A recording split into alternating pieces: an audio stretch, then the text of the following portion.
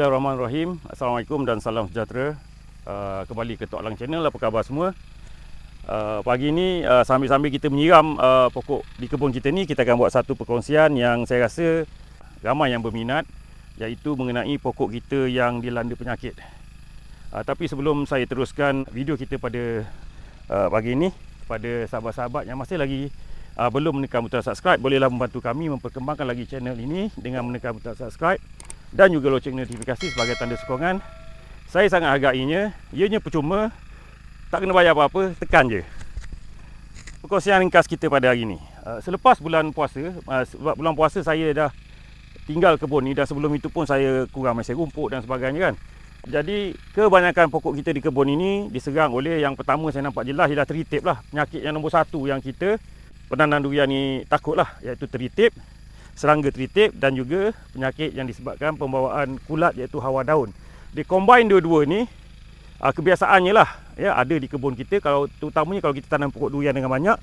Dan efek dia, kesan dia, pokok kita yang sebelum ini, kalau tuan-tuan tengok pokok ni, saya pernah tunjukkan, memang cantik kan. Dia jadi macam ni. Sampai satu ketika, saya ingat dalam sebulan 3-4 minggu lepas, semua daun kita telah pun kuning dan luruh.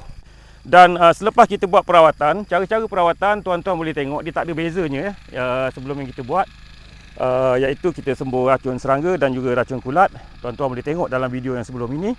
Hasilnya ialah selepas beberapa minggu, pucuk-pucuk baru telah pun mula tumbuh ya. Setelah dia luruh semua, insya-Allah lah, kalau teritip ke hawa daun, kalau yang berat sangat pun, kalau kita sempat jaga, pokok kita akan selamat lah. Lepas ni saya akan tunjukkan pokok yang telah pun selamat yang telah terlebih dahulu. Saya ingat dia lah punca agaknya teritip di kebun kita. Jadi pokok-pokok kita macam ni semua telah pun keluar pucuk baru. Selepas ni saya akan tunjukkan yang ini Ini pokok pucuk yang salinan yang pertama. Dia dah agak matang sikit pucuk ni kan. Kita tak nampak lagi pemulihan dia, tapi dari segi batang apa semua kita nampak lah. Memang cantik pokok ni kan. Kita pergi sekejap kat pokok yang pucuk-pucuk baru nak tumbuh. Lepas tu kita tengok pokok yang dah pulih Inilah pokok klon telur buaya yang ini, puang mani. Kita tengok ini dah ada yang dah mula keluar pucuk dan sebagainya. Kita anggap pokok ini insya-Allah lah akan selamat. Kita teruskan saja perawatan. Jom pokok satu lagi. Ini pun sama klon yang sama juga, umur yang sama, pun dah mula tumbuh pucuk. Ini ialah pucuk yang pertama yang telah pun mula nak matang. Ini baru nak tumbuh. Dan ni kita anggap insya-Allah lah pokok kita ni akan selamat. Cuma kalau kita tengok pada jauh tak cantik lah. Selama ni pokok kita cantik kan. Jadi kita tengoknya agak tak cantik, agak sedih jugalah. Jom kita pergi tengok pokok montong saya.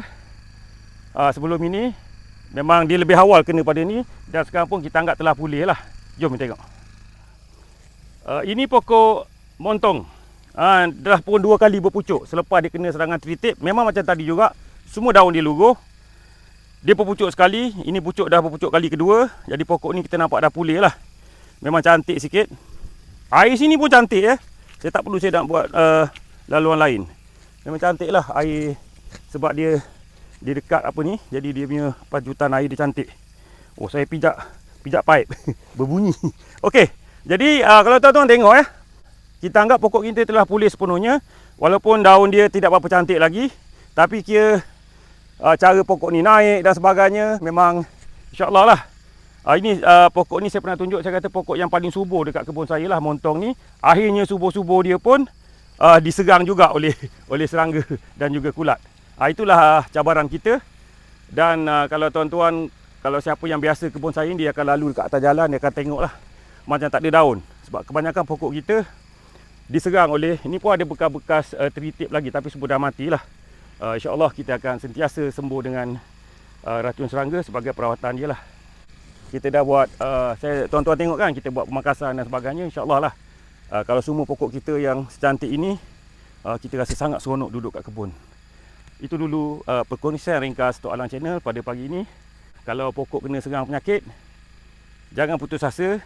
Tak tahu cara perawatan, insya-Allah dalam Tok Lang Channel saya ada kongsikan banyak video mengenai perawatan serangga dan juga kulat. Itu dulu, sekian. Assalamualaikum. Bye bye.